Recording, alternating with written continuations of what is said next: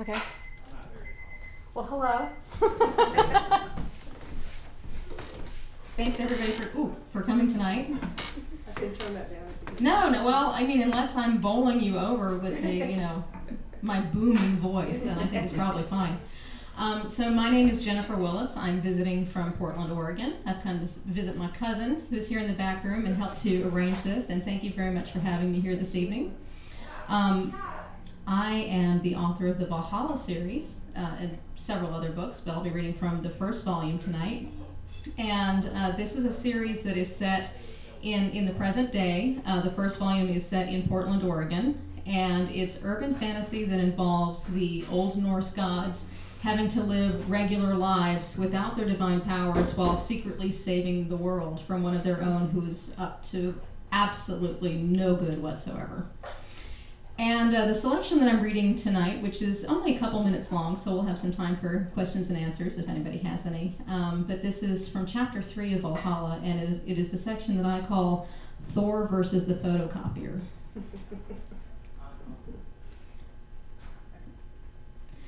Thor could feel the steam pouring out of his ears. Sitting on the floor just outside the principal's office at Pine Grove High School, he imagined himself as some unfortunate fool in a Bugs Bunny cartoon, crouched as he was next to the industrial-sized photocopier, parts scattered across the low-pile carpet, the gray trousers of his uniform covered in toner. Like Wile E. Coyote trying to assemble a bomb from a kit he'd ordered from Acme, except that the coyote always managed to get all the pieces to fit together right before the explosion went off in his face. He cursed in unintelligible syllables under his breath. The toner cartridge had come apart in his meaty hands, again, just as other cartridges had done every day this week and twice already this morning. Whether he was too strong or simply too impatient for such menial work didn't matter. He sucked at it.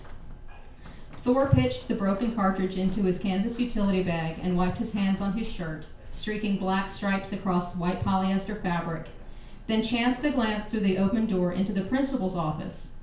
Just his luck. Sitting behind his desk and grimacing at each sip of coffee, the principal was watching Thor's every move. The old man glared at him with his one good eye, then sighed in disappointment. The glaring Thor could take. As the god of thunder and war, he reveled in heroic conflict, and a little skirmish or personal clash here and there was just good fun. But seeing the displeasure on the face of the school principal, who happened to be his father, Odin, chief of the gods, raised his blood pressure considerably. Thor frowned at the broken cartridges in his utility bag, then glanced back at Odin and attempted a meek shrug. Not an easy maneuver for a Norse god whose build made NFL linebackers look like ballerinas. Behind his battered desk, Odin rolled his one eye and shook his head. Before pulling out a new toner cartridge, Thor took a deep breath. He tried to remember the relaxation technique his mother had taught him to help keep his frustration in check.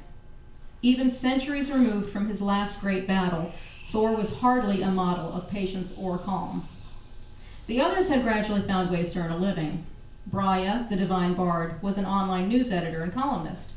Thor's mother Frigga grew herbs and flowers and baked organic treats for sale across the state in different stores.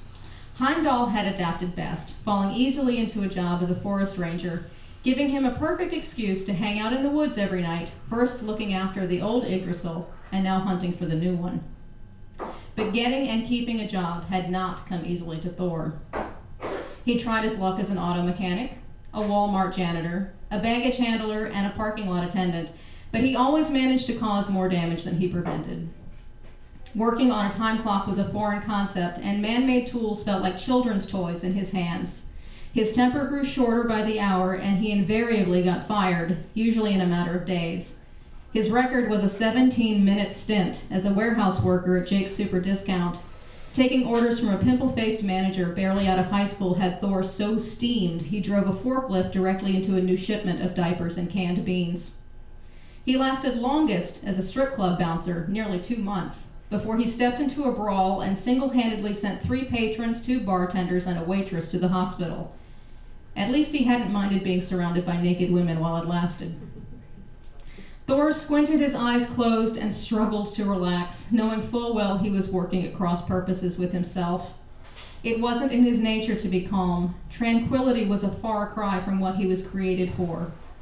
But he'd burned through 6 jobs in just the past 2 years, with long periods of unemployment in between, and he needed to keep his cool. He opened his eyes and reached for a fresh toner cartridge. Weighing the plastic carefully in his hands, he chanced a furtive glance into the office to make sure Odin wasn't watching, then delicately grasped the cartridge's protective tape between his fingertips and peeled it back as slowly as he could manage. "Just think of it as an egg," he mumbled. That did it. He could feel Odin's watchful eye on him again. Still balancing the cartridge in his hands, Thor gritted his teeth as his face and neck flushed red. "Don't break it, don't break it, don't break it," Thor chanted silently. "You're not the god of chaos." Thor cracked a smile, remembering some of Loki's misfortunes. If Thor was having difficulty adjusting to the life of an ordinary guy, Loki had it worse. The god of mischief and mayhem had practically had to go underground. Loki was the only one of the old gods who had any power left, but he had no control over it. And modern technology was no match for the god of entropy. It had started with a few blown light bulbs and burnt up sewing machines, but quickly escalated over the ensuing decades. It was entirely possible Loki had been responsible for the 1963 Chicago blackout, and even the mild-mannered nature god Freyr had nearly blown a gasket at his own Super Bowl party. As soon as Loki got within 5 yards of Freyr's state-of-the-art 50-inch flat-screen TV, the display shorted out with a tiny pop and a puff of smoke 3 minutes before kickoff. Thor dragged himself across the carpet and paused on his knees before the photocopier. He felt like a ridiculous supplicant with his humble offering of toner, worshipping at a mechanical altar. "Peace," Thor whispered to himself, eyes half closed and head bowed, an odd mantra for the god of thunder and lightning, but it got the job done. Shanti. Freya had taught him the Sanskrit word, and he liked the feel of it on his tongue, though he would have preferred a streak of old Viking curses. "Principal Wyatt?"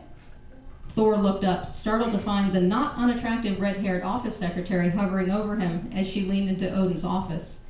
He fumbled the cartridge and nearly lost his grip on it, but caught it just before it hit the carpet and sprayed more black toner dust across the floor.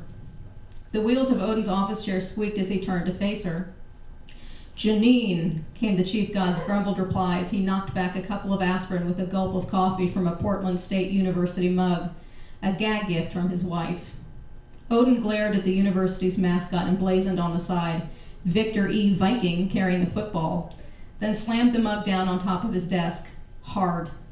Black coffee sloshed over the rim and onto the piles of work orders, permission slips, and other documents awaiting his review and signature.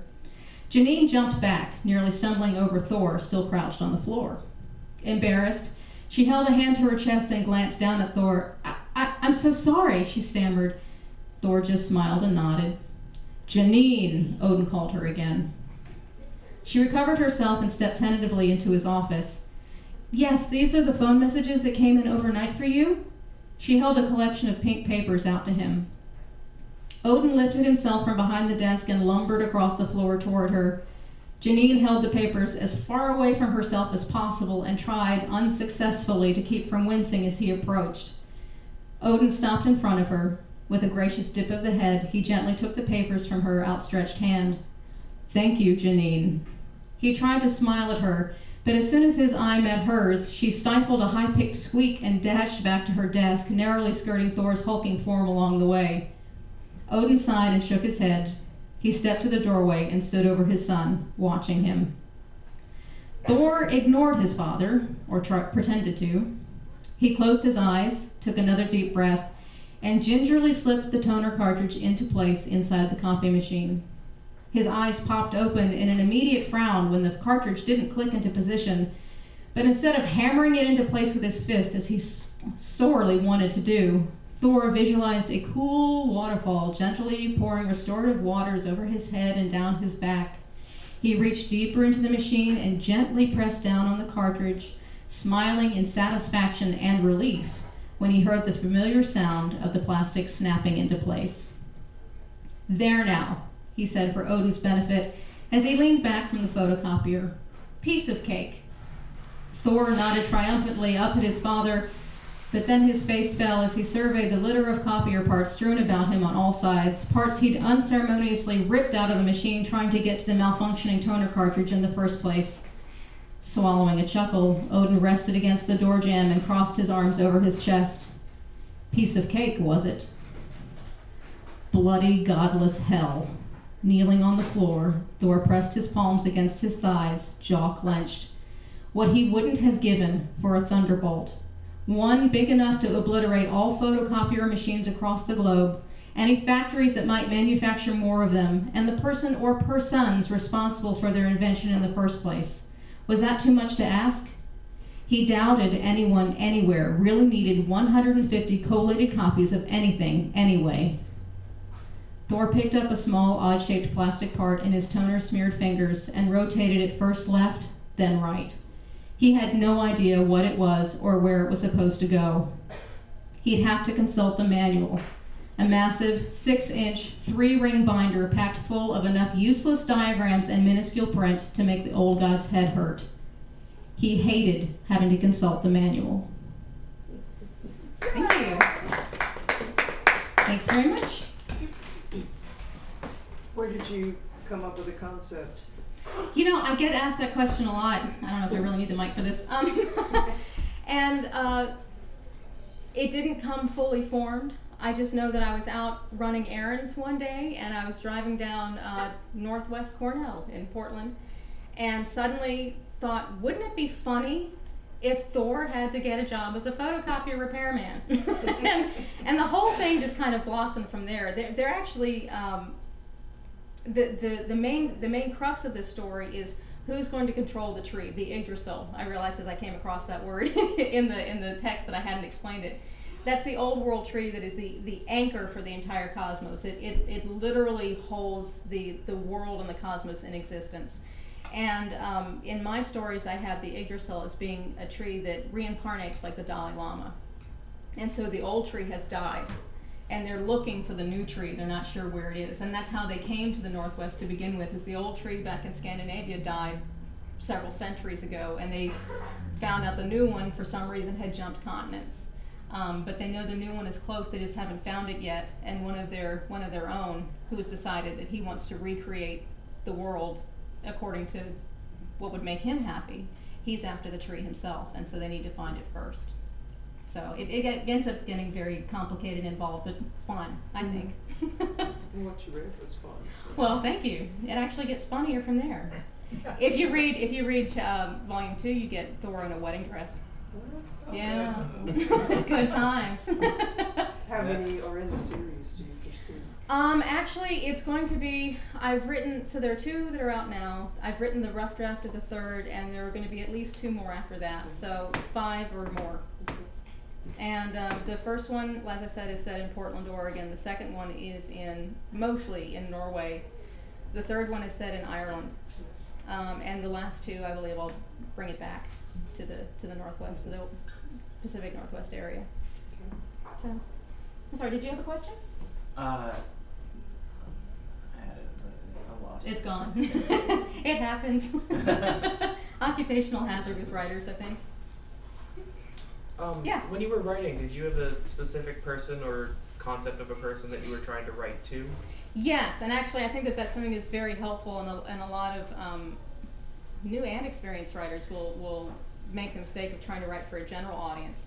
Honestly, the person that I write for is my partner, Mike, because he thinks that what I write is hilarious. So I just try to think, well, will this make Mike laugh? Will this, or will that? And I will get his input on where a story might head and that sort of thing. I don't take all of his suggestions because they're not all appropriate for my material. I won't say they're not good, they're just not what I want to include.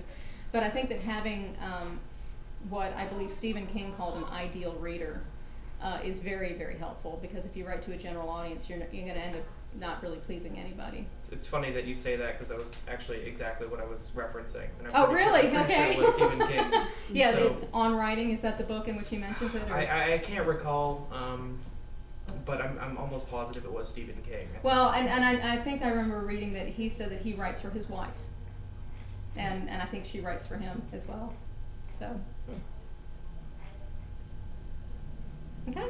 So how much of the myth, because like of course there's the myth where Thor does wear a dress. Yes. And so how much do you try to You know, incorporate it, or just?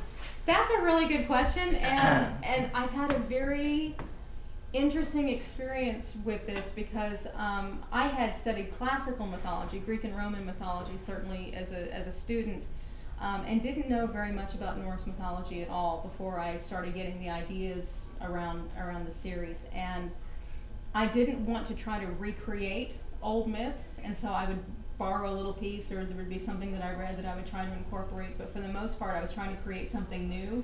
And then what I would find is when I was going back through and doing my read-throughs and revisions and that kind of stuff, I would want to go reference the Prosetta or something like that, and go look something up, and found out that what I wrote had actually already been in the previous mythology.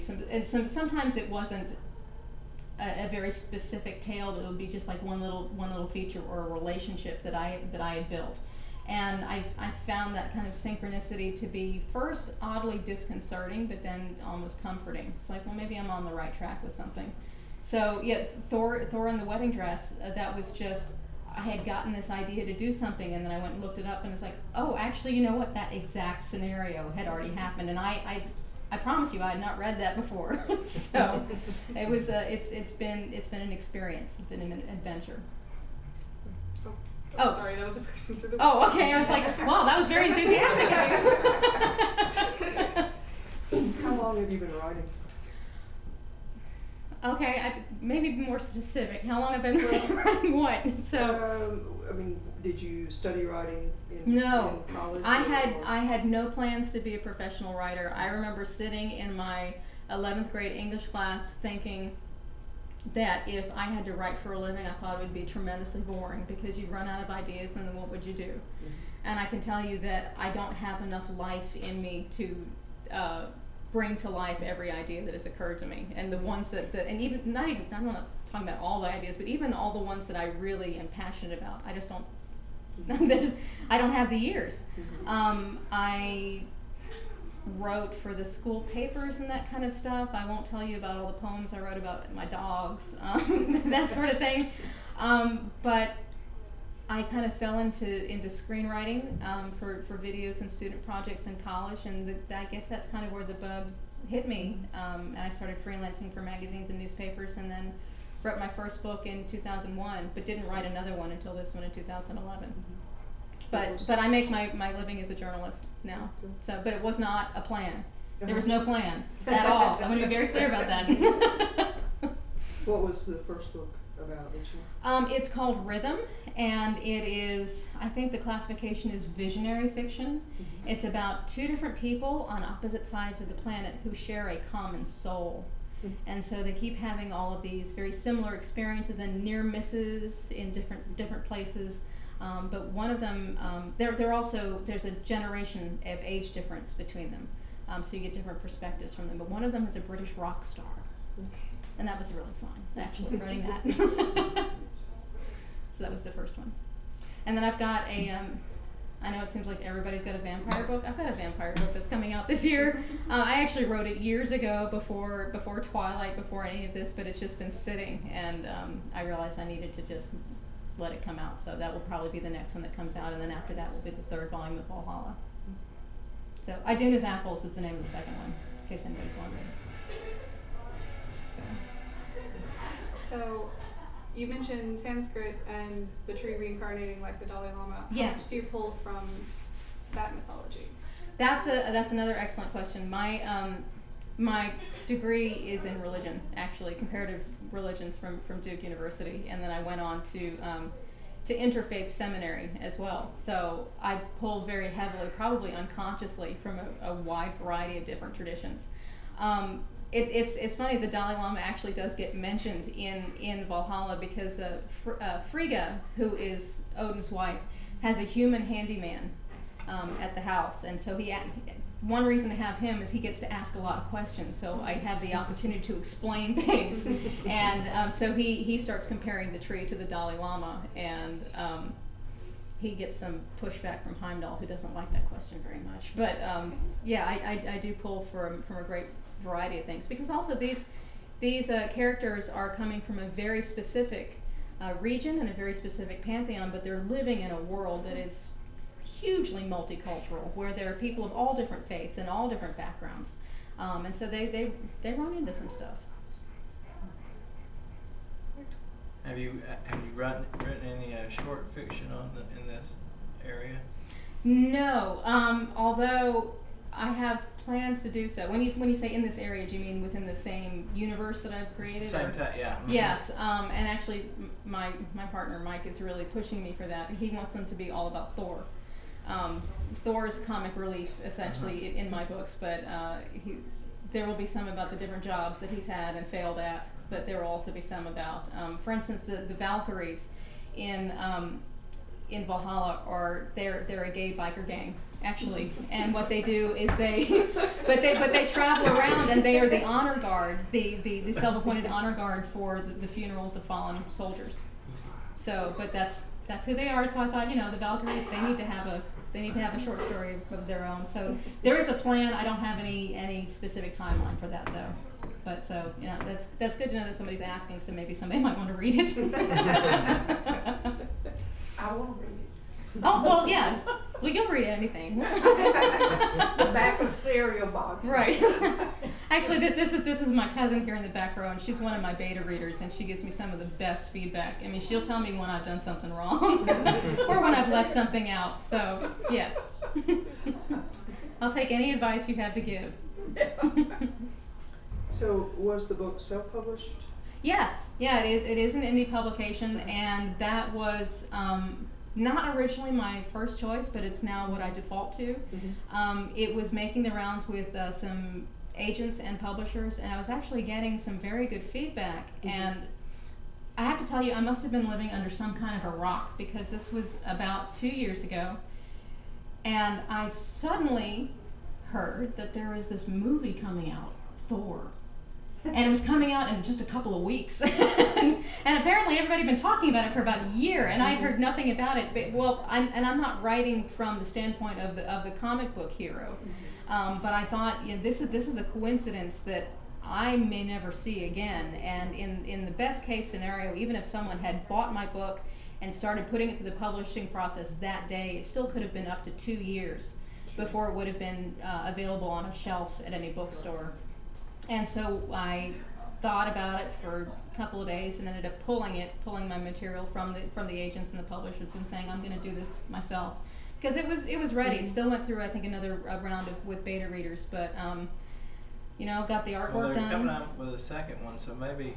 Yeah. This is just a marketing tip, but maybe you ought to have Thor and cast the next one. Yeah, put him on the title. Yeah, make it a little more obvious. But I'll tell you, in the first couple of weeks after the book came out, and I think the book was released about a week or two ahead of the movie, there was a young reader, because this is written in kind of young adult language, and there's no swearing, there's no heavy, well, I mean, there's Viking swearing, but who speaks Norwegian in this country? I'm sure somebody does.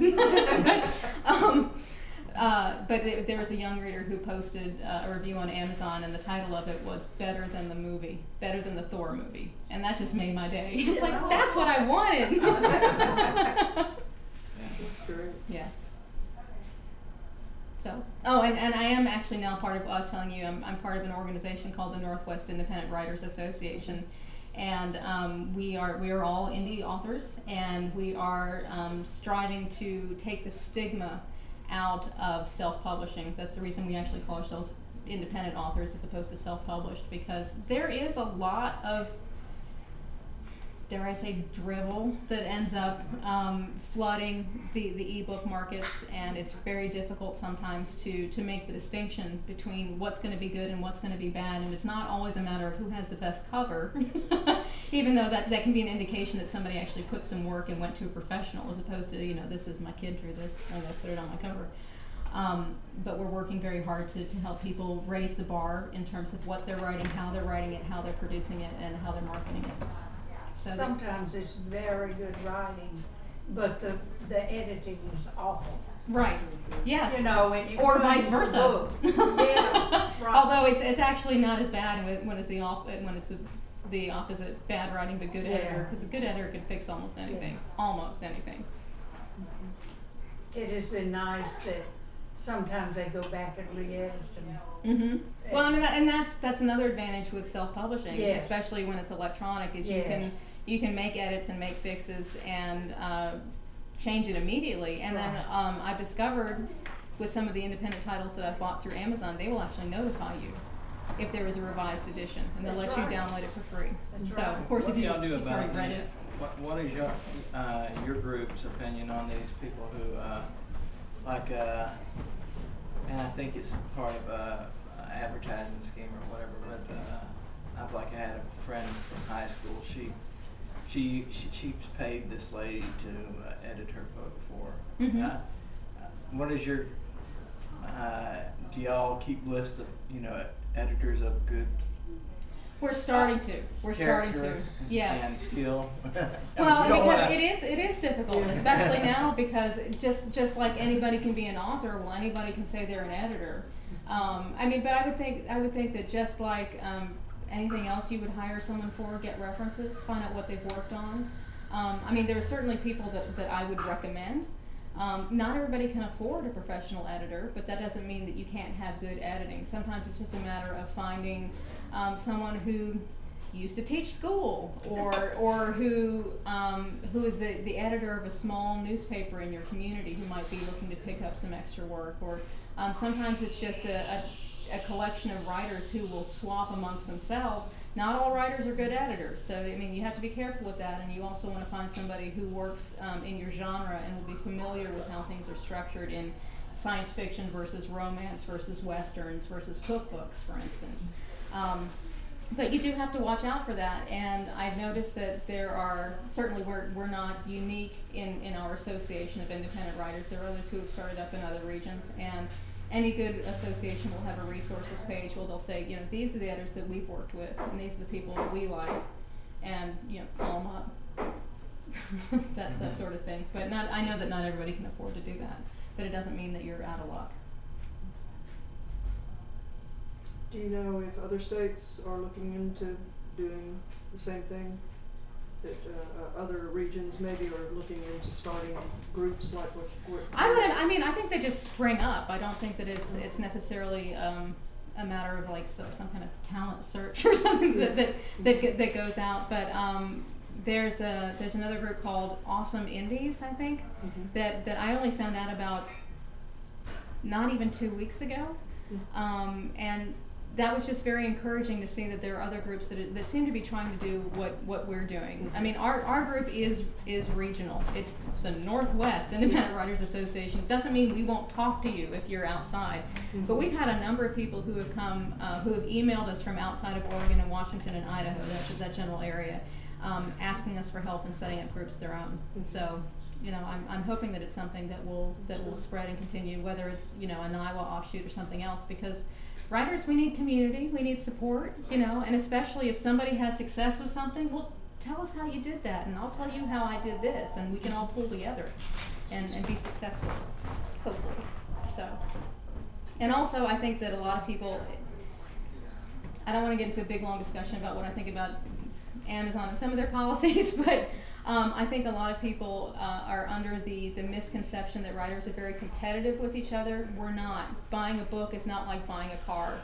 It's not like you're going to do all your research and you're just going to go out and buy one car. Chances are if you go out and you buy a book and you like it, you're going to buy another book. You're going to buy a couple of books all at once and take them home. So we're not in competition with each other. We're supporting each other. So, okay. Well, thank you very much, and I will be available for book signings and such. I'll be sticking around for a while, but thank you so much for coming. I hope you enjoyed it. Thank you. Okay. We lost Tina, so. Are you right?